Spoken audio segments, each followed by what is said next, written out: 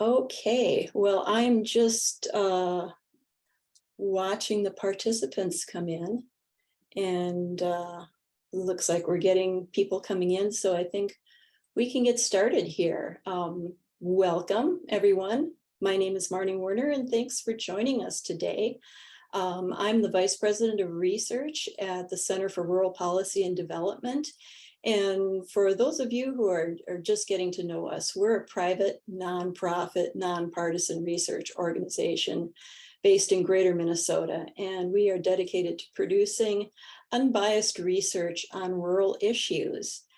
And so today we're going to be talking about one of the biggest issues that we're facing right now, which is access to childcare, whether you're in the metro or in Greater Minnesota, in rural areas or urban areas. This is a problem that everyone is experiencing these days. And so we just released our new report today. It's called Rural Childcare Solutions from the Ground Up. And you can find that on our website at ruralmn.org. And for our webinar this afternoon, I'll be going through the highlights of that report in some slides. And then we will hear from our fabulous panel that we have lined up to talk more in depth about this after the presentation. And so I think we can just get started with the presentation. Hopefully I haven't forgotten anything. So we will share the screen. And there we go. Okay, so rural childcare solutions from the ground up. And the impetus behind this was, of course, we know what the problems are pretty much now with childcare. And so it's growth in capacity, which is positive in some places, maybe, as you can see from the chart on the left, or on the right, I mean, in entirely urban counties, and these would be, say, the Twin Cities counties, Blue Earth County where Mankato is, Olmsted County where Rochester is, family childcare, which is what we think of as the in-home childcare. This is licensed family childcare. The capacity for that has been dropping off steadily for the last 20 years, as you can see on the right in the orange. But in these entirely urban counties, center-based care is growing fast enough to keep it stable. And so it's staying fairly level in these counties. These are the counties with a lot of population density. On the left in our entirely rural counties, and these are our most rural counties in, say, western, far western and southern Minnesota, the family childcare there again in orange is dropping off, but center care in red is not keeping up. And so overall capacity is just dropping continuously. And this is a real problem in Greater Minnesota for just this reason. Greater Minnesota is very much dependent on this in-home family childcare because there isn't enough population density to support centers, to be able to support that amount or that number of kids necessary to raise enough revenue to cover the costs of operating a center. And so family childcare capacity continued to fall during the pandemic. You can see in 2019, 2020, and 2021, it all continued to drop.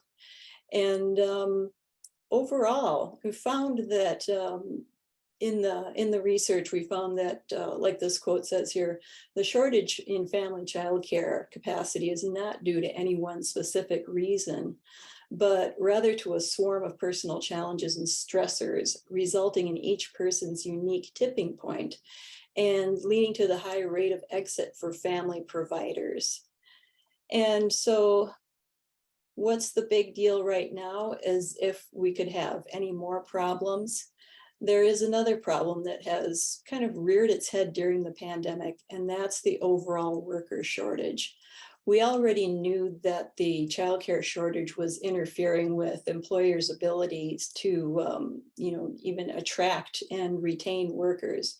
We all hear the stories about families losing their childcare, and so one of the parents has to quit their job, and that's just an issue everywhere, but especially in greater Minnesota. And as we can see from this chart on job vacancies, this is the relationship between the number of open jobs that are waiting to be filled against the total number of jobs. And you can see how it bottomed out during the Great Recession. There were very few open jobs waiting for a worker. But now you can see the rates have gotten extremely high, almost up to 9%. And this was during 2021. So it could be higher than that now even. And a lot of this is being driven by baby boomers. They started retiring, or they started turning 65 in 2011. And so now they're retiring and they're leaving the workforce, and there aren't as many people coming in behind. And this is affecting both family and center childcare as the providers themselves are retiring. And so now with this worker shortage, this is really creating a vicious cycle of competition for workers. And at the same time, it's driving up wages as employers have to raise their wages to try and compete for workers. And it's creating competition between childcare and employers, and it doesn't look like it's going to end anytime soon. And like this other quote from the report says, it's really a domino effect. Workforce shortage in childcare is exacerbating workforce shortage in other industries. And so, like I said before, rising wages are really making it hard to compete. And this is actually affecting both centers and family in-home providers. Centers are having a very difficult time keeping workers, keeping staffers, because they aren't able to raise their wages at the same rate as other employers. And so their workers are going to jobs with higher wages that often don't require as much training and probably also include benefits, which is something that many childcare providers can't offer. And for family in-home providers, it's kind of pretty much the same idea. The long hours, the stress, wear and tear in the home, it pushes each of these providers towards a personal tipping point where they look around and they say, look, I can get a job at Quick Trip that pays me more than what I'm making right now, and I can get benefits. And so they quit too. And so here's the income conundrum, which is kind of on the same theme. You can see what childcare workers in the second row there were being paid in 2015. This was the median wage, annual wage for childcare workers. These would be workers who worked in centers. This is from the Bureau of Labor Statistics. And so this is the median wage for Minnesota. And it went up about $7,000 between 2015 and 2021. But if you look at the change in wages for cashiers, that went up by $9,000. And so the gap is really closed there. And you can see that the gap is closing in these other jobs too. They are raising their wages to compete for workers, and that's competing directly with the childcare industry. And so what can we do? Well, that's the big question. We decided to do a survey where we would ask economic development professionals, local government officials, nonprofits, anybody who might be involved in childcare and developing childcare solutions, what is going on in their community? What is their community doing to try and solve this problem? Because we knew some communities were looking at this and working on this, and some organizations were working on this around the state. And so we sent a survey out to economic development professionals, people at the Minnesota Initiative Foundations, other nonprofits, and we asked them to share the link around. And this was basically to ask them what's going on in their community. And so we had a response of over 120 people, and 44 of them provided us with 42 unique local initiatives around the state. And so, as you can see, for central Minnesota, there were 9. In Northeast, there were 7. Northwest, there were 7. Southeast, 10. Southwest, 9. And so it was fairly even. And I should add that this was just what we collected from this survey. We found after the survey that there are also many other things going on too. So whatever is going on in that we talk about here, there are a lot of other things going on as well, all over the state. And so in the course of the survey, we asked people, how serious would you say the childcare shortage is in the area you serve? And you can see over half of them said the shortage was serious, but then another quarter of them actually said the shortage is severe, especially people in central Minnesota and Northeast and Northwest Minnesota. And then we asked in the past 6 months, how often have you heard employers in your area mention the childcare shortage as a barrier to attracting or retaining workers to their businesses? And 36% said once a month, but another 25% said they're hearing this weekly. And 17%, in fact, said they're hearing multiple times a week. So that's getting fairly serious. And I believe in central Minnesota, it was something like 60% of the respondents said that they're hearing multiple times a week from their employers. And so one of the things we wanted to do as we collected these initiatives, this list of projects being tried around the state, was we wanted to look for themes to see if there was anything, any common denominators that were going on with these projects. And we did find several of them, but the big one was the idea of financial sustainability, financial stability and sustainability. Most of these initiatives centered around some aspect of trying to make childcare a financially sustainable business. And most of the individuals reporting these projects made that connection. They showed up in the comments in things like to cover their expenses, providers need to charge rates that families can't afford. Providers can't pay enough to attract and keep workers, especially in this job environment. And besides staff, providers need help for upkeep and improvement of their facilities, whether that's a center or a home, and for their own training and licensing. And then here's what communities were doing. They broke down into several specific areas. There was direct and indirect giving to both family childcare and center-based providers. We had community coalitions, task forces, collaborations. There was a lot of interest in pods. Pod models came up quite a bit. There are several examples of public schools stepping in, and that was interesting because of issues of perceived competition, but we'll mention that a little bit in a minute.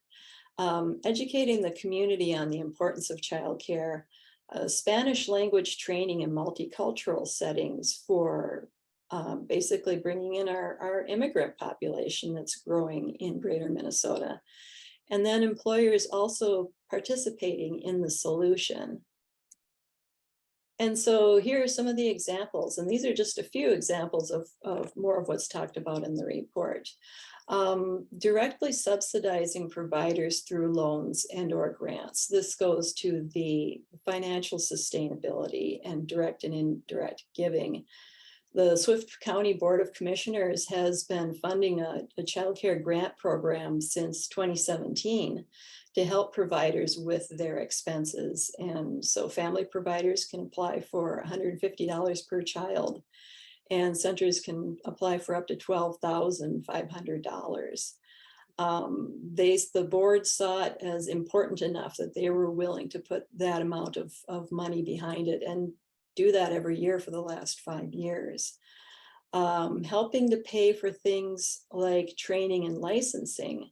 The Initiative Foundation in Little Falls in East Central Minnesota is working with their community colleges there to help people get their 4-year degrees in early childhood development or certification or their associate degrees too. It doesn't have to be a 4-year degree, but up to a 4-year degree, to help them get that so that they can graduate debt-free. Because if they can get through that debt-free, that takes a lot of the pressure off as well for those wages afterwards.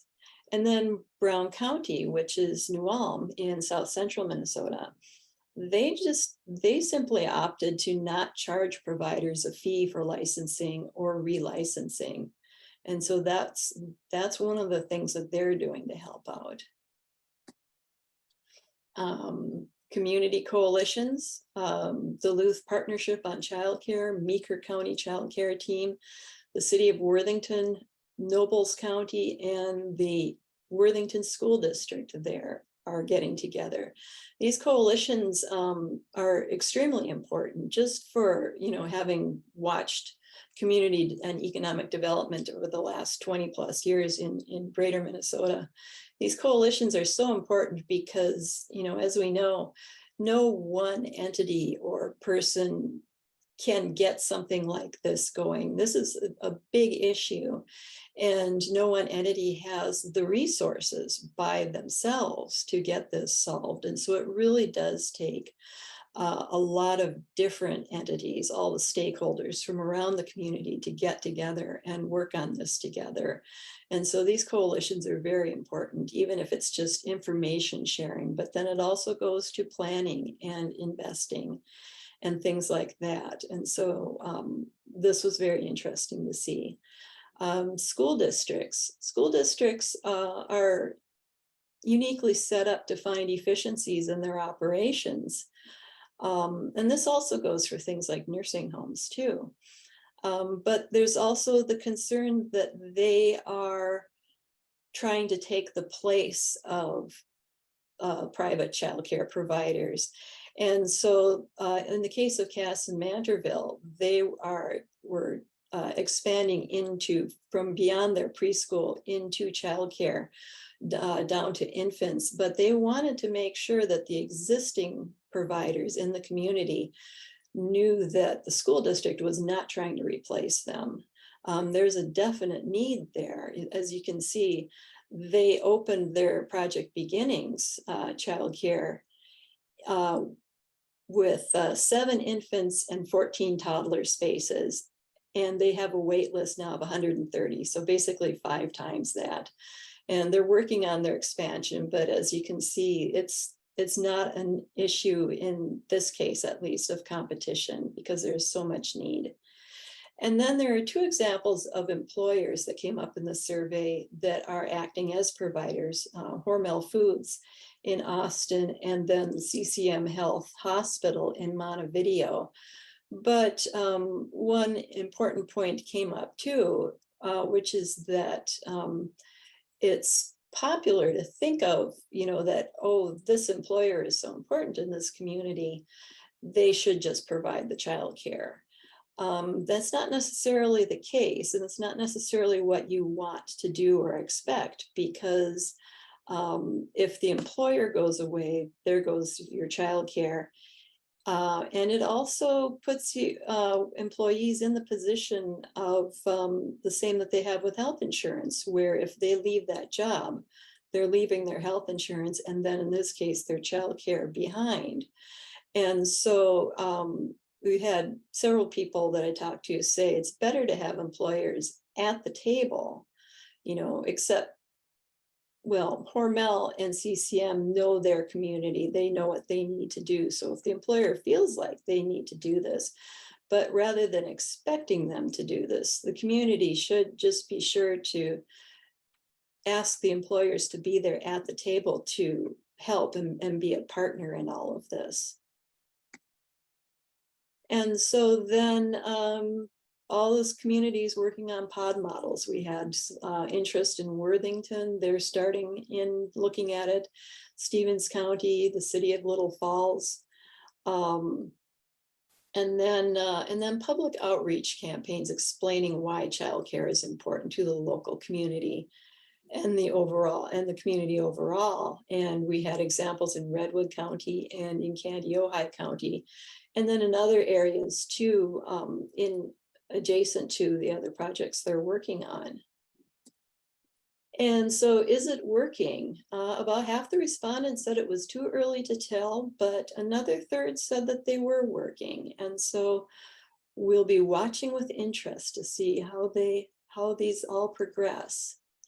And then I wanted to be sure and mention too, at the same time that all these things are happening at the local level, the State Department of Human Services has also taken on some big initiatives on their part to try and help with the situation too. They received a lot of money from the federal government for COVID. And so they have been using it for things like developing their child care wayfinder. This is a one-stop source for technical assistance, regulatory modernization, which they're really working hard on, coming up with a tiered violation system. So we would no longer have every violation being treated the same, regardless of how severe it might be. And then the possibility of abbreviated inspections for those who qualify, alternative licensing, looking at other states for ideas, support for family, friends, and neighbor providers. These are the unlicensed providers who are also so important to childcare in the state. There are other projects like the Provider Hub, Minnesota Benefits, Help Me Connect, and then facility revitalization grants, which would be small grants for helping providers upgrade and do small renovations on their homes or their facilities. And so we have a number of recommendations, and then we also gleaned some advice from organizations that have been working a lot with communities on childcare over the years. And these were some of the main points that we came up with. There are a lot more in the report, which you can find on our website at ruralmn.org. I neglected to mention that before. And so the main thing is there is no silver bullet to this. No one is going to come along and rescue anybody unless something extremely major happens. So childcare in the community, it needs to be addressed as a community. You need to include as many stakeholders as possible. That's local officials, employers, providers, families, organizations. Understand what your community's childcare needs are, because what you need in your community, it depends on how many kids live in your community, what your employment setup is like. It won't be the same as the town next door. So you don't want to try and just imitate what the town next door does. Although you do want to still go and see what they're doing, because you can get good ideas from that. And then it needs to be treated as an investment. This isn't just, let's do a little quickie, throw a little money at it and see if that, fixes things. It needs to be looked at as an investment, just like any kind of economic development investment. And then show appreciation to providers, whether it's center providers or family providers. Feeling unimportant and unappreciated, and we've heard so many stories over the years about this, that's a big factor that pushes providers and staffers towards quitting. And so showing appreciation is so very important. And so what's next? Like I mentioned, there are more recommendations for communities in the report. There's advice from organizations in there. Will we see some policy changes at the legislature? That's a good question. We'll see. And then we will have a list of the initiatives from the survey posted. I'm hoping to get that done by the end of the week too. We'll post that with the report as well. And so that is a quick overview of the report. And we will get on to our panel now. And so I would like to introduce next our moderator, Kate Raddatz. She is with Park Street Communications, our communications consultants, and she will be moderating the panel now. She is the new Christina. And I'll turn it over to Kate, and she will introduce our panelists. Thanks, Marty. Yes, as Marty mentioned, I'm Kate Raddatz. I'm with Park Street Public. We are a public relations and government affairs firm based in St. Paul. Super excited to be part of this event today. We have a lot of people on the call. We also have some media. So just a reminder that this is being recorded. Before I introduce our panelists, Marty, I wanted to clarify 2 questions we're getting a lot of. People are just hoping you can explain briefly what a pod is. Sure, yeah, I forgot to do that. A pod is it's a type of family childcare license. So family childcare is in-home childcare. A pod is a license for family childcare that allows you to run your childcare operation outside of your home. So you wouldn't be a center license, which has a completely different set of regulations with it. Family childcare and center childcare have different sets of regulations under the state. A pod allows a provider to operate under that family childcare set of regulations, but they don't have to be in their home. So they can be in another building somewhere. The thing about pods is that it allows multiple providers to be in the same building at the same time, and it allows them to share costs. They have to operate separately. Their kids can't mingle, they can't share certain things, but it allows them to get the business out of the house and share the operation and its costs like that. And so that's why there's a lot of interest growing about that. Great, just wanted to clarify that. So yes, I'm Kate Raddatz, but prior to coming to Park Street Public, we do work with the Center for Rural Policy and Development. Prior to coming here, I had a career in journalism, primarily most of those years in TV news, both in the Minneapolis-St. Paul market, also in Green Bay, Wisconsin. And then I also worked in newspapers and had some radio experience as well. So I have asked some questions before, and I'm excited to introduce our panel today. So I'm going to introduce our 4 panelists. We have some great experts. First, Sherry Teague. Sherry, if you can tell us a little bit about what you do and a little about yourself. Sure. Thank you for having me. I'm Sherry Teague. I have a licensed family childcare program in Morris, which is Stevens County on the west central side of Minnesota. I'm close to the border. I have worked in preschools and ECFE. I have been a lead teacher and a director at a child care center. I've been involved in early childhood for about 30 years. I am a 4-star rated parent aware program. And I am also an approved trainer for the Minnesota Center for Professional Development. Great to have you here. Thanks, Sherry. Next, we have Karen Devos.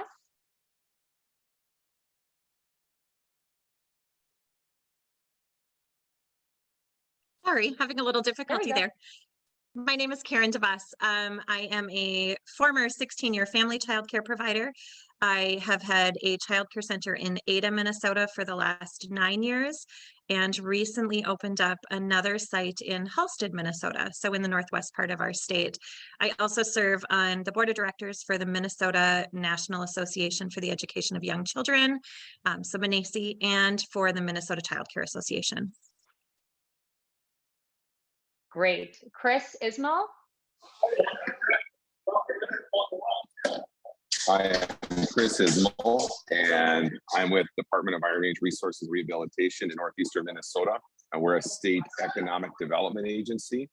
And I've worked 12 years in youth development, 7th through 12th grade students, and then coming to this agency, work in a role or capacity that's allowed me to act as almost a quasi-developer for those opening childcare facilities. So I've been dealing in the childcare industry for about 3 or 4 years from a business development perspective. Great. And finally, Vanessa Goodthunder. Well, Hamidakuyapi, Vanessa Goodthunder Makiapi. Hello, everyone. My name is Vanessa Goodthunder. and I am coming from the Lower Sioux Indian community in Southwest Minnesota. I am the director of the Chanshayapi Wakranja Oyawa OT, otherwise known as the Lower Sioux Early Head Start and Head Start. So really happy to be on here. Piramia.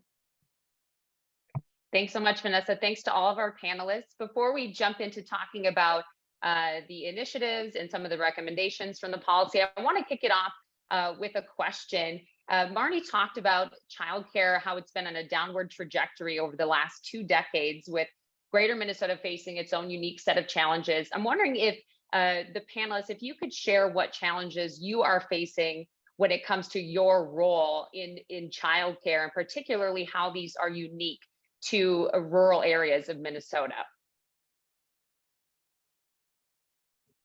I'll jump in, Kate, and from a business perspective, what we're seeing is 2 major issues.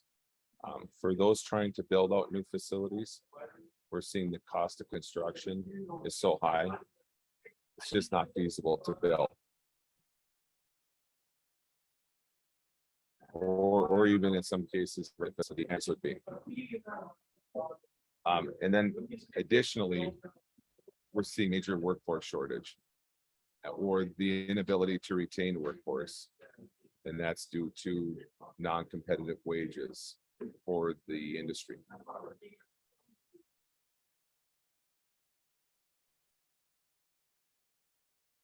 Thanks, Chris. I'll be happy to jump in. I think one of the biggest things that we're seeing is really the workforce piece.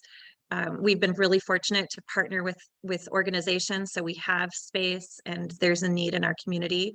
But finding a workforce, even when we do offer competitive wages, finding a workforce who wants to stay in this field where it's high stress, it's a lot of work, it's different every single day. And the wages really are, while competitive, you can go to a job and earn something similar and not really have to worry about taking your work home with you. And so that's what we see. We get people who come in and they're passionate about it and they love it, but eventually they leave because there are other options out there that aren't quite as draining.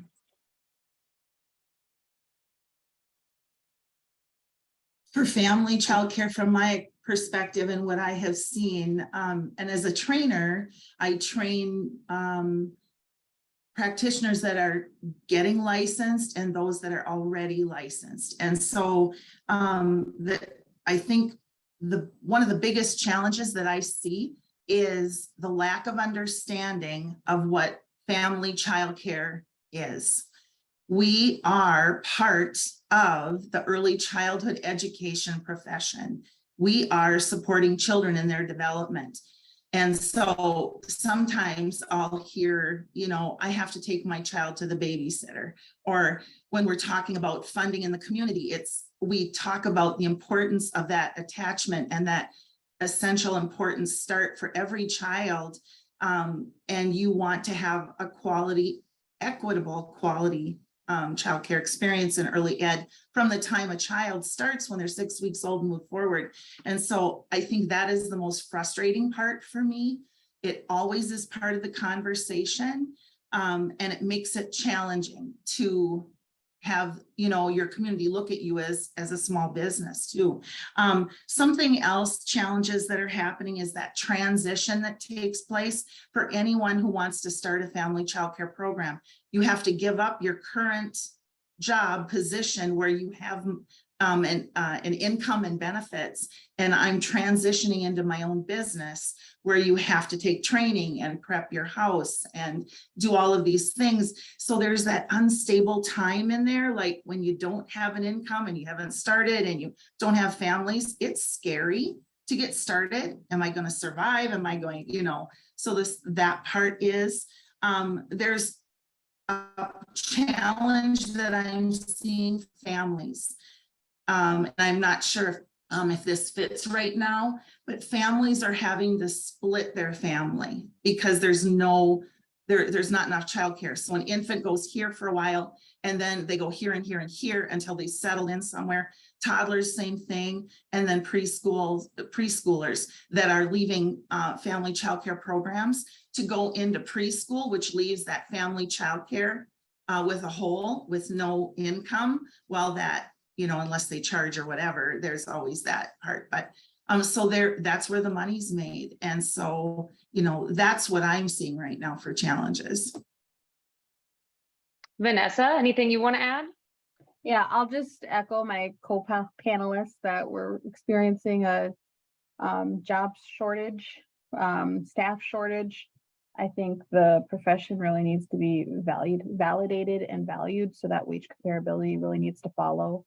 I've been told that we make the same as a housekeeper sometimes, our teachers, and I've been told that at least it's a living, and I nothing wrong with the housekeeping profession at all, but you know, we are that needed childcare. We are also a trauma-informed care, and we are an immersion school here. So if you put all of those different layers, it's just not getting that validation or that value that needs to come with it. And so that's why we're seeing all these labor shortages and other factors due to childcare, if that's some of theirs. We did a community survey, and of the professions that our tribe would like to be, teacher, early childhood, or anything education is not in the top 10. So we're not seeing folks want to get into this field either. And most of my questions will be open to all of you, but Sherry, I was thinking, you know, the study talked about how family childcare providers who provide the bulk of childcare in Greater Minnesota really feel like they're being taken for granted. What do you think needs to change to be able to change that for them? I think we need to be recognized as we're part of the economic foundation of every county. We're seeing it in our conversation right now. We don't have childcare, we can't work. If we can't bring, you know, employees into our county, we can't grow. Our school district can't survive. You know, it's an important piece. Remind me again what question you just asked me again. My head just went a whole bunch of directions. Just with you working in family childcare, what do you think needs to change to make sure that family childcare providers do feel supported and that they're very important to this whole conversation? We need to be invited into the conversation. That is significant too. And it's not just family childcare. I can see it in my community too. When committees are developed and stuff for developing our county, our center is not always invited. Our family childcare is not always invited. And truthfully, the preschools that are trying to move forward and support families too are not invited. And so we need to be part of the conversation so that we can support their growth, the goals that they've set. Absolutely. And we have a question, just a reminder, you can submit questions. I'm going to try to be checking on those as well. A question for the panelists. Do the panelists think that models such as pods could help with validating family providers as a business? Making that separation between home and workplace could be helpful in that regard. And if any of you want to weigh in. Sherry, do you want to go first? You go ahead. You go ahead. You go. Okay, I'll go. We can both go. I'm on the committee for the pods here in Stevens County. There was a lot of conversation that led up to that, trying to find solutions. And when the ARP funds came out, our county decided that we were going to build those pods. We had extensive conversation with DHS because there's so much confusion about how they can operate. There is the one aspect that I read in the report about how you can go under one roof and you can operate under one license. Stevens County is doing it differently, and this is what I was hoping for from the beginning. They will be operating as 6 individual family childcare programs. In order to do that, they had to have their own, they have a full bedroom, a whole full bath, and their own entrance. That they will operate like I do. They will all be under one roof, but they will all have their own space, which is what we wanted, everybody to have their own individual business. This is a beautiful thing because it's a wonderful opportunity. Our community does not have a lot of housing that's available. I will say there's a lot of liability for a landlord that will let somebody do childcare in their rental property. So this was a unique opportunity for somebody who doesn't have the space, maybe their socioeconomic status challenges them to the fact that they can't afford to buy a house. This will be an opportunity for them to use this. We were thinking about equitable circumstances, diversity, inclusion. We want children that are on childcare assistance, that have disabilities, have an opportunity to find space there too. I am so excited about this. There are a lot of people coming together to make this happen. And I hope this can happen in other communities too. Sherry, thank you for sharing about that. That's so exciting. When it comes to the idea of does this then feel, I believe the question was, can you repeat it? Something to do with feeling more business oriented, correct? Would the pod model, could it help with validating family providers as a business? Thank you. I think that there's a piece of that where the family provider perhaps feels more validated, and that's a really important part of it. But I also think within our communities, there needs to be more education about what every person who's working in early childhood, what they're doing, the importance of what they're doing. And I think until we have community buy-in on that, we don't completely get to that validated point. Yes, if I'm leaving my house and I'm going to work, if you will, perhaps I'm going to feel a little bit more owning of my business woman persona. But until the community as a whole buys into the fact that we are not just babysitters, whether we're working in a childcare center or in a family childcare or through the school, preschool teachers, infant teachers, toddler teachers, we're all doing really important work, and we are all teaching. We're doing it in different ways, but we're all teachers, and we need to be seen as such, regardless of the setting that we're in. And that has to come through the community also. Great, thanks, Karen. I want to jump in more now with the study looking at the initiatives that it looked into. In particular, it really put these initiatives into a few different groups. They fell into several categories, as Marnie went over at the beginning. First, one of them identified was direct and indirect support to providers. Can each of you or whoever wants to weigh in talk about what are we talking about when we say direct and indirect support, and why is this important?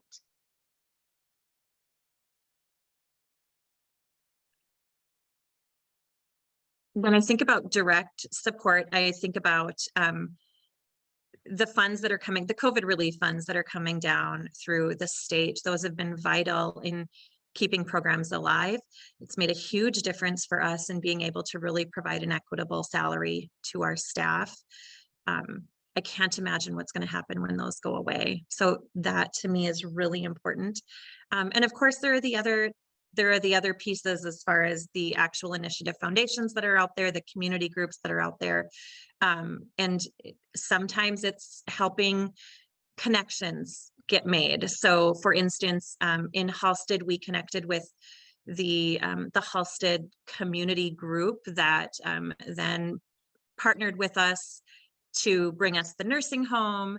And then we found a space within the nursing home. And then the nursing home helped us get a grant through the DECO Foundation. And so those connections are more of an indirect way to help. But then the funding is obviously very direct. All of it's important. Vanessa or Sherry, do you have anything you want to add?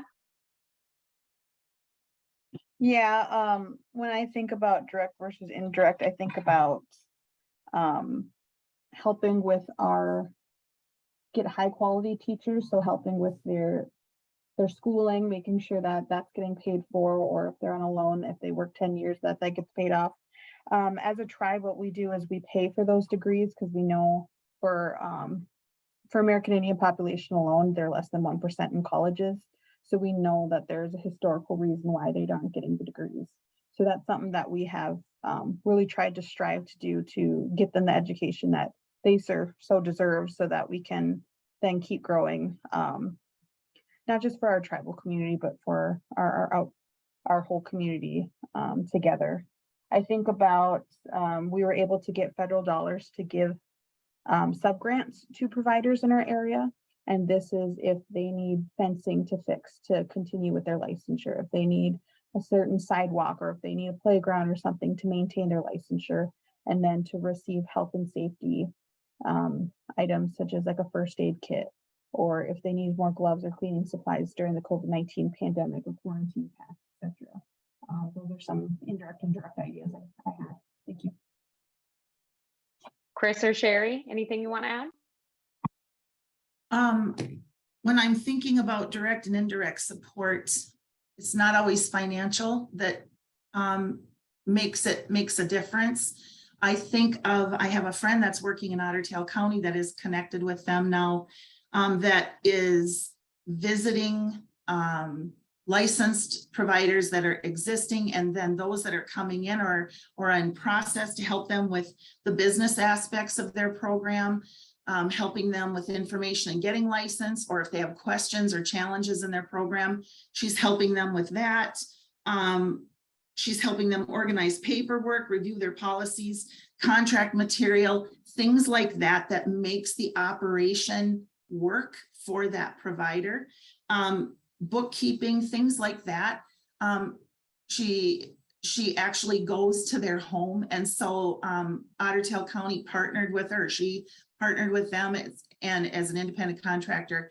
I think this is one of the key components to helping family childcare survive with those challenges that are coming up, because we in the report where Marnie was talking about how people quit for unique reasons, it is because of their individual stressors and problems. And when there is somebody who can connect with that practitioner to help them through those unique challenges, help them with resources, show them where to go. I know the one-stop shop thing was supposed to be that piece. It's still a work in progress. I was on that committee. There's a lot that there to help new providers, but we really need to sustain what we have. Also, we need to value those practitioners that are in business and providing care right now. And we cannot forget about that. I want to say the Teach grant is there. It is not well known. It is one that needs to be advertised and brought out more. It is free, basically free education for somebody who was a family childcare provider or working in a center. If you go for your early childhood ed or child development degree, it is extremely affordable. It is online. It is basically, I will say it's almost free. I'm using it. I'm almost done. I'm almost through with my degree. Thank goodness. I'm so excited, but it is such a sense of accomplishment. And I have elevated my program because of that opportunity. I could never have done that without that grant.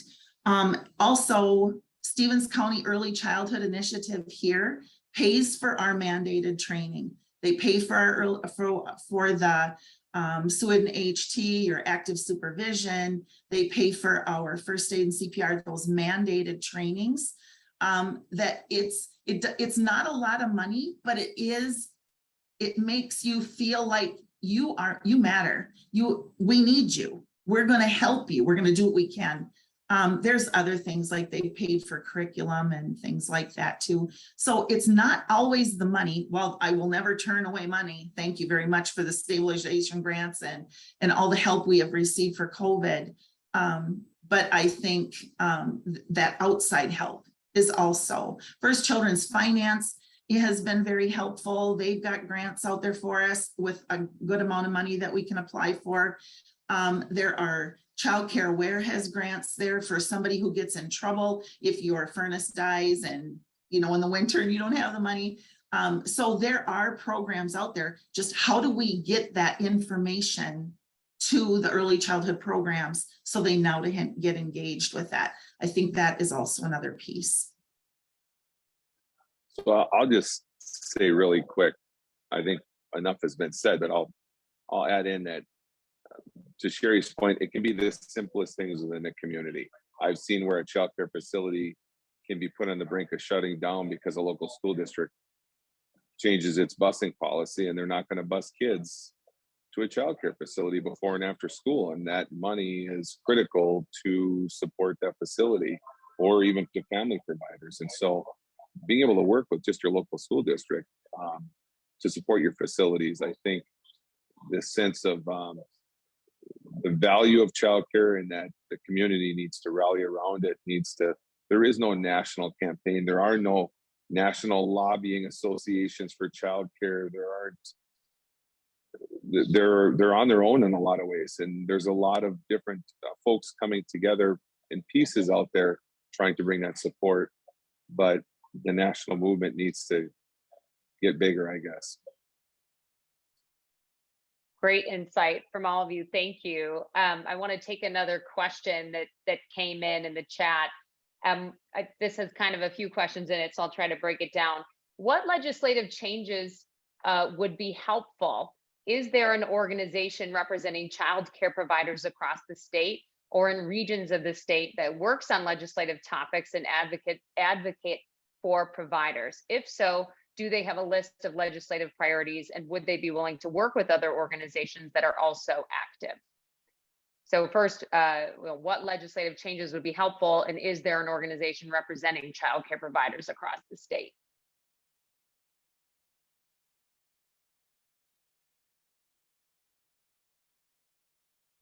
Does anyone want to chime in?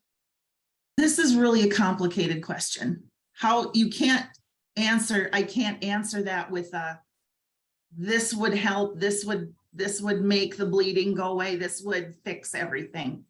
Situation, legislative changes happen every year. There are organizations that represent family child care, and I believe there's one for a child care center too. Karen, am I correct? I think. Yep.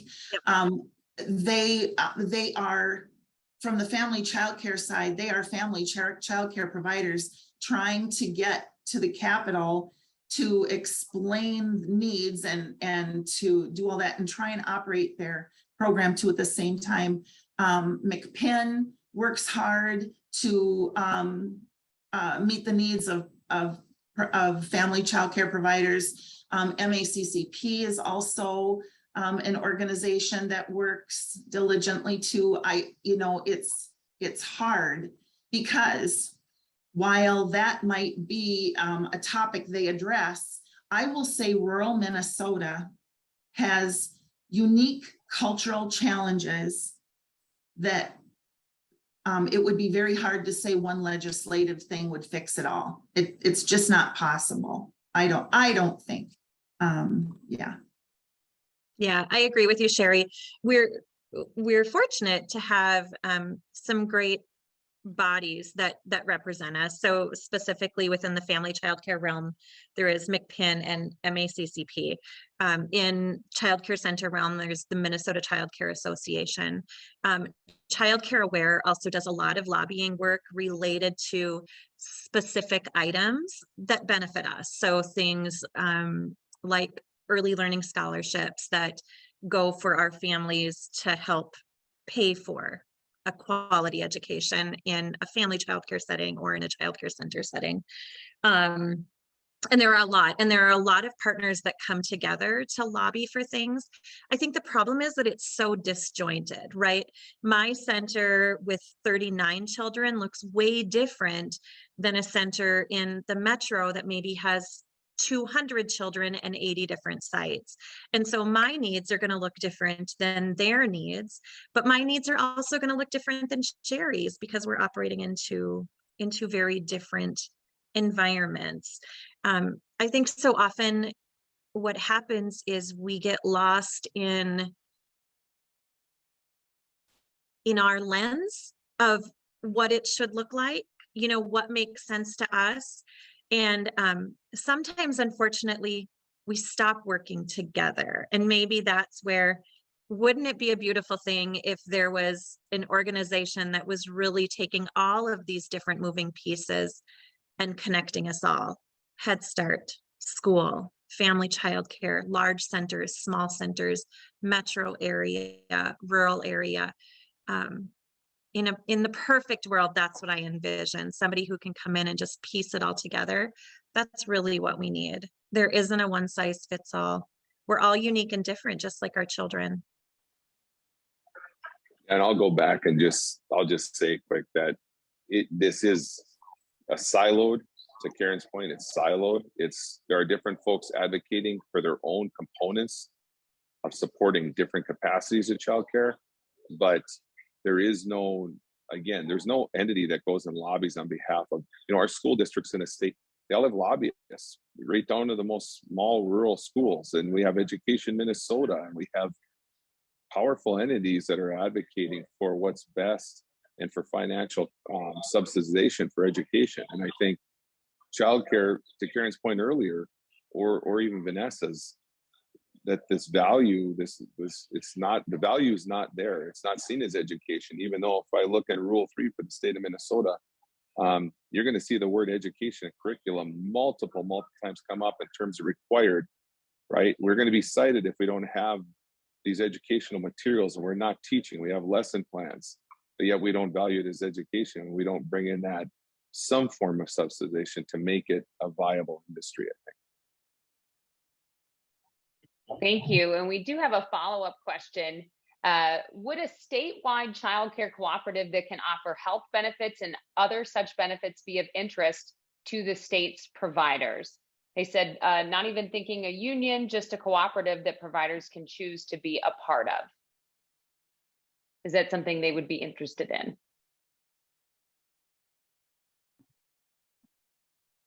I'm not a provider, but those I work with, I mean, if they could offer some type of health benefits or, yes, I think if there's a value add to retain employees and to offer higher wages or certain benefits, that would have to be attractive. If a model could be created that would be statewide, all inclusive for family, facilities, pods, whatever the model. I hear it a lot in the training that I do, that they're looking for affordable insurance that would cover what they need covered so that your deductible isn't huge and their income isn't a lot. So it would be to meet all their business expenses, but it would be great if that could be considered. I agree. Great. I'll move on, since we were talking about direct and indirect support to providers. We talked quite a bit about the pod model when Marnie was going through it at the beginning. Public schools was something else that mentioned in the report and being explored as a potential solution or another solution. How can public schools be part of this conversation, and what are some of the challenges with having them enter the child care space?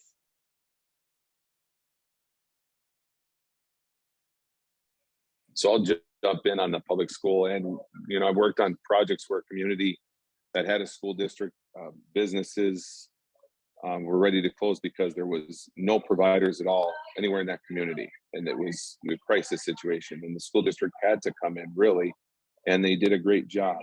But moving through a development process with them, it wasn't their choice. If they had a choice, they probably wouldn't have gotten into that business. And I think they developed it or tied it through their community ed within their district. So it isn't even just the district, right? It's tied to community education. But I think we don't see this happening statewide because it's not built out. It's not the right place necessarily. In my mind, anyway, in the work we've done, they're almost a competitor in some senses. Schools can offer free care to those kids who bring the highest, shouldn't say dollar value, but from a business perspective, dollar value in terms of making a business profitable or equitable. And so there isn't a balance between the two. It's very lopsided. I think free is the big piece there, right? It's subsidized and free for families through the school, and it's not when you're going through pretty much any other avenue. That's where it gets messy and difficult, and I think that's really where we need to start looking. However, there is a great opportunity to build partnerships between districts and childcare partners. Whether that is, building the workforce through a CDA in the school program, and having those high school students working in family childcare homes and childcare centers to get that education and that knowledge base and that work experience to get their CDA so that they can hit the ground running. That's a great partnership. There are communities where the schools have to step in. There just isn't another choice. In Ulen, Minnesota, the school just attempted to pass a referendum to basically subsidize a building that would then be rented out. They wanted to put up a building that could then be leased out for a childcare space. And it didn't pass. I think there's a lot of details that still need to be figured out, but I don't think it's the end there. And I love that community that's so small is really on the cusp of, they're thinking outside the box of what they can do for their community. So I don't think it's a no. I think there are pieces that need to better work together, but that subsidizing and that free for school care and not free for other care, that's the difficult piece of it. And I should clarify that to Karen's point, we've seen them take on other roles. Cohasset, Minnesota, the city added on. They paid to add on to a school district. So they own a portion of the school district building. They lease out to a private provider at a very equitable lease rate to be able to make that business model work versus provider trying to build a new building. So I think there's a role, definitely, to Karen's point. I just don't know in terms of districts actually providing the care becomes a challenge. And then my question comes from rural Minnesota. Where's the space coming from? Who's going to build this area for the public school to take over, or not, I shouldn't say take over, to add childcare to their communities? That's my question too. There are, in our community right now, the school provides after school childcare, but it is dependent on when the university is open. So there's no, the wraparound care there. There's nothing for the summer, the holidays, during their breaks, stuff like that. So parents are still scrambling, trying to find bad weather days, all of that, scrambling to find a place for their children to go. So with the public school, on a bad weather day, are they going to close? On a holiday, will they close? In the summer, are they close? So that programming piece would have to be worked out so that there could be continuity of care and parents could relax about that and be able to rely on that piece. Right now, the issue went like a little bit on what Karen was saying, the early learning scholarships and the pathway 1 and 2, the conflict between the two of those of who gets paid when, and the money doesn't follow the child, it stays with the program, that also is a problem. So there are some issues when it comes to public preschool, school like that, in when you compare it to what happens in childcare with pathway 1 and 2, it gets messy and who gets the funds and things like that. So it would have to be worked out, I think. This may be a good question for Karen or Vanessa or anyone who wants to chime in, but a follow-up. Someone is asking, I think they're talking about the labor shortage. Would it help to have a substitute group who can step in at a day's notice to help a center and won't need to go through background checks? It would help tremendously. Absolutely. It would be amazing. It would be nice. We have a substitute pool just for us and it's not filled. So we're just trying to really fight again that wage comparability that want to be in this sector. But if we could come up with something like that, that'd be awesome, because I know the K through 12 has it. And so that's something we've been always really interested in. They have a there's substitute great group, Vanessa, without Yeah. background checks for K through 12? They do have background checks go through it. So it's like K They through still 12. have the and then- background. Yeah, and then they just get told, come on over, and then they come on over. So it's really cool. We have one substitute teacher here who does that as well. So I thought that was always really neat. And I wouldn't necessarily want to do it without background checks. I mean, I think we would want the background checks done prior, but there's a point in the chat, family childcare providers need this too.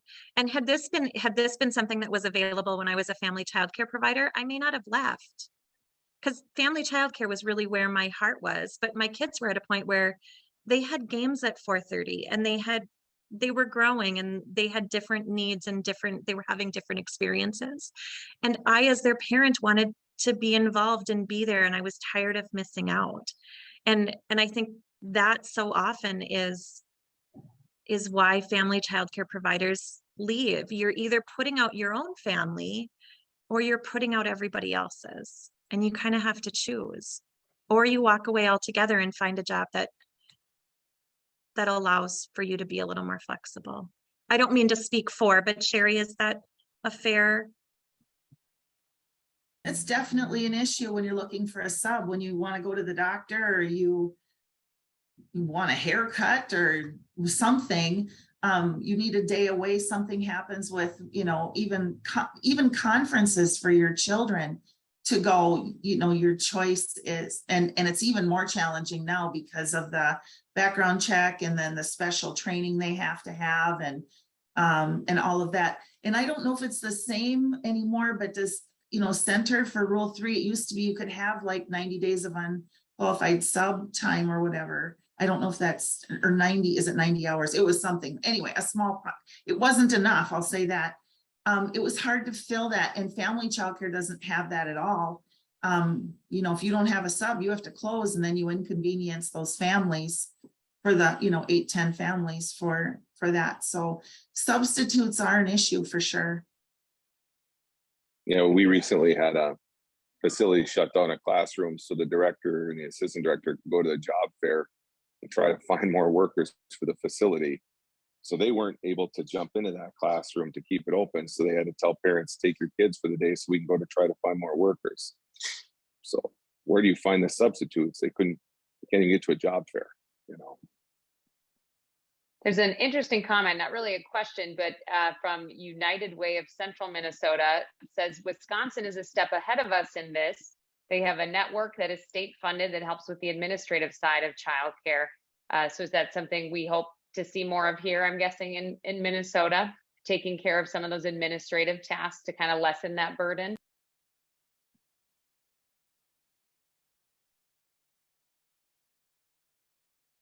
I'm seeing heads nodding. Sounds great. Yes. Sounds great. I mean, if there's a role for the state to play that, or I'm not sure if it's the state of Wisconsin who actually administers that. I don't know if that'd fall under DHS for our state or what, but that would be, again, it's all those pieces that can help lift them a little bit. Great. I'll move on to education and outreach, kind of talking about the connection really between accessible childcare and the economy. When it comes to educating the public, how would explaining how crucial family childcare providers are to the public and leaders help this situation? Why is education so important to solving this?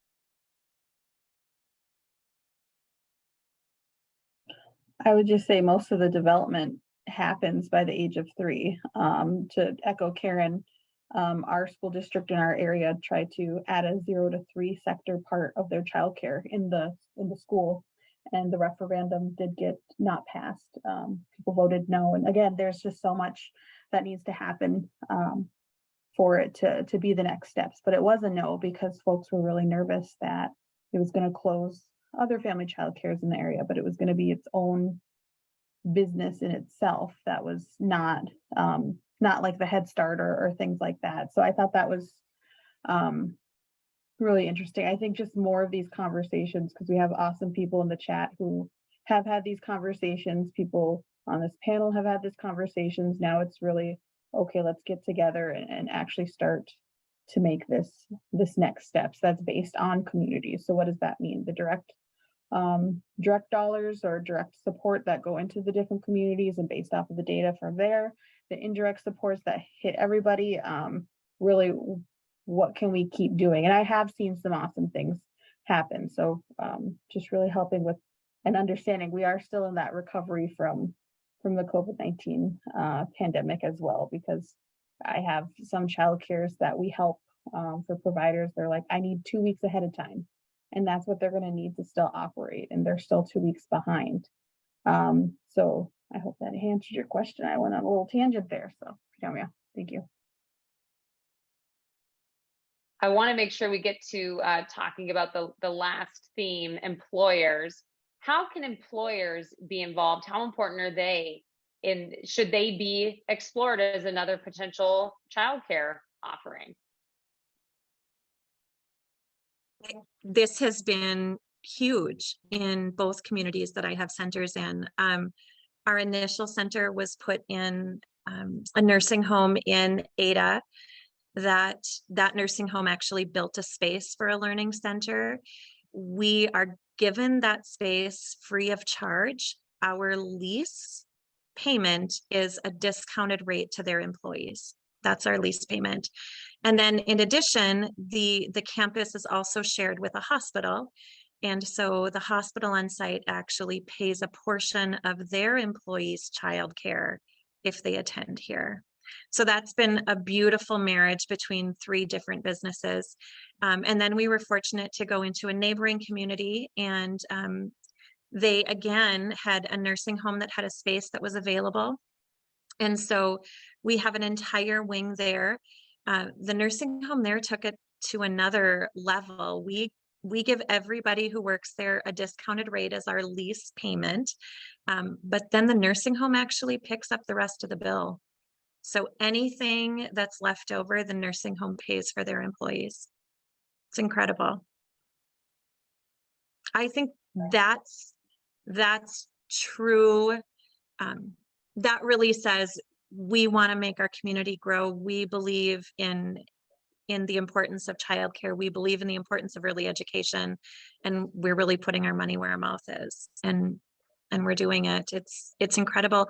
And these are communities of Ada is a community of 1,900 people. Halsted is a community of 560. It's amazing. Yeah, I think there's a major role for businesses that really hasn't been tapped into yet at the capacity that the industry probably needs. We've seen, industries approach our agency saying we need help. We can't attract the workers, their families. We're targeting certain folks. We want to put kids in our local schools, but they look and say there's no childcare. Help us. And these are major corporations.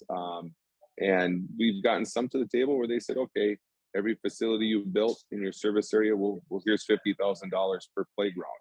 The cost is covered as they build out new facilities. So we have had some at the table, but the biggest message we took back was, we know our industry, we don't know the childcare industry, and we're not going to probably open up and operate facilities even on our own campuses because it's just not our business. So then I think these alternative partnerships and models that Karen speaks of, or I brought up like with the city of Cohasset saying we'll build out a facility at the taxpayer's expense, and the private business saying we'll build out onto our facility. There's going to have to probably be more of that in rural Minnesota for us to continue to tackle the shortage. I know from the pod's perspective here, there's been conversations in the committee about how maybe employers or industry or whoever, businesses, maybe they'd like to sponsor a pod, maybe even hire the family childcare provider and give them benefits and give them make sure that their spots are full and maybe, make up the difference there, as long as they make their employees a priority and fill those spots first with their employees. Everybody's getting very creative now on how they can take care of their employees. And Rural Minnesota is no different. We've got, even farmers need childcare. So we've gotten, everybody recognizes the importance of it. We can't move forward in your community without reliable childcare. Thank you. Just keeping an eye on the time. We are good. I'm going to jump to the policy recommendations that came out of the study. There were some key takeaways. A big one, we heard Marnie mention this at the beginning, but just that there is no quick fix button for this issue. It's gone on for many years and has gotten worse in recent years. My question for you is, do you think this is fixable? And how long do you think it will take? Which is a tough question. I know you can't predict the future, but I think we're in the emergency room, and we're stopping the bleeding right now. From I think from the public sector, the state has come in with emergency funding, and I know we walked out of the COVID pandemic, or we're walking out of it, and but our industry has not seen their way out of that yet, and so that continued subsidization or the funding coming from the state has to continue. And again, it's not sustainable unless you put something in that's more permanent, but legislatively it is a monster. And it's like waiting for the first state in the US to go, we're going to do it, and then you hope the rest follow suit. But we need that state to lead. We need that entity to step up and say, we're going to do a partial subsidization. It doesn't matter if you're nonprofit, if you're school-based, if you're for-profit, it's education, and we have to come in to make this an equitable industry. All the pieces that are out there, all the incentives, all the groups working tirelessly to prop up the industry, it's fantastic. And I don't know where we'd be without them, but it's not a long-term fix. We put a Band-Aid on for right now. So legislation is the answer. Sherry, Karen, or Vanessa, did you have anything to add? I echo Chris. We are stopping the bleed right now. To put a Band-Aid on and continue to do what we've always done, it's going to just continue to make a wound, to put in a metaphor. It's going to be a whole structural change and thought change again. It needs to be validated and valued. And so that's a shift of the mind and a shift of the way we do things. And that takes time. I really believe that we need to view early childhood and our youngest learners in the same way that we do our elementary students and our high school students. They're equally as important and should be funded in the same way. I agree with everyone. We need to make this a priority and quit talking about it and make it happen. I've been on so many committees. We've gone around and around. There's tons of great ideas, and then it dies, it goes off. And then it comes back again, and then it goes off. It's time for Minnesota to be strong and pave the way, and let's put our littlest people as a priority in this state. We and the people that are doing the job to help those little people need to be prioritized. We need to be looked at as professionals. I firmly believe that when we talk with legislators, and I'm going to step on a couple toes right now, I'm going to say that a lot of our legislators have never had to rely on childcare to get them to the professional level that they're at. So this might be a unique thing for them to wrap their head around. We need to show them, we need to talk to them, we need to make them move forward and make this a priority. Otherwise, we are going to continue to lose family childcare providers. Centers are going to continue to struggle. If we don't do this now, it's going to continue. In 2014, we started talking about this with the child development block grant that came through. And that's when we started to see things plummet. Let's make early childhood a priority in all programs and fix this thing already. I love Nancy's in the chat saying, contact your legislators. We really do. We all need to advocate, and we really need to push for bipartisan support. No more stopping it because we're not agreeing because of whatever side we're on. Our little people are not Republicans or Democrats. They're little people who need bipartisan support across the board. And so do the people who are caring for them. Agreed. Awesome to see you, Nancy.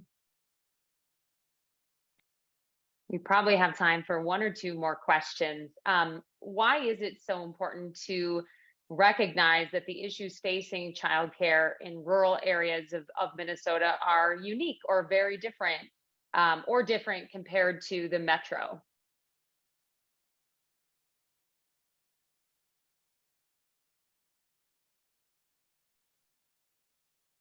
Listen, I don't go into my classroom expecting to teach each one of my children the same way, and I don't care for them the same way. And I can't say it enough. Every one of us has a role that's so incredibly important. And every one of those roles is unique and different. Vanessa in her Head Start program, it's so important what she is doing. Sherry in her family childcare is so important in what she's doing. It's all unique, just like the children that we're serving. It's not a one size fits all. I think when you talk rural, you talk about transportation, right? We can be in northern Minnesota and it could be 50 below, or 40 below, or 30 below, and we're talking about whether to close schools or not. Can we get kids safely into a building? Not every kid comes from the same social economic background or has the same resources or from transportation to resources in a community, communities of 500 versus 150,000, nothing's walking distance. It's a different ballgame. And so that fits for childcare too, right? You take a childcare provider that's been in the community 30 years and leaves. There isn't just someone who pops up in that community and goes, that's my new profession. I mean, it's the population's not there, the resources aren't there. There's many more hurdles. We have a question that came in. Would tax incentives such as credit for every hour worked in childcare make sense for center workers and family providers?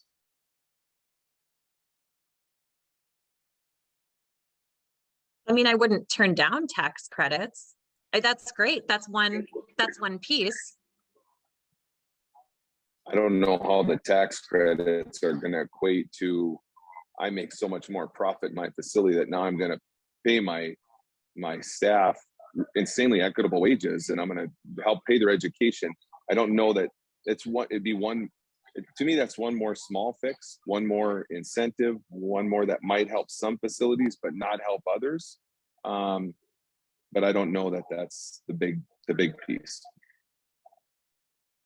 I guess on a parting note, what's one piece of advice that you would give the people watching here today, or people that will, see this webinar later? What would you tell them? What should they be doing to try to be part of the solution?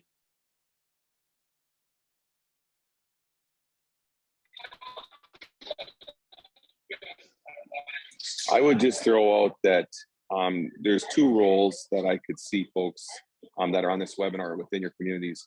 Know what resources are available in your communities, right?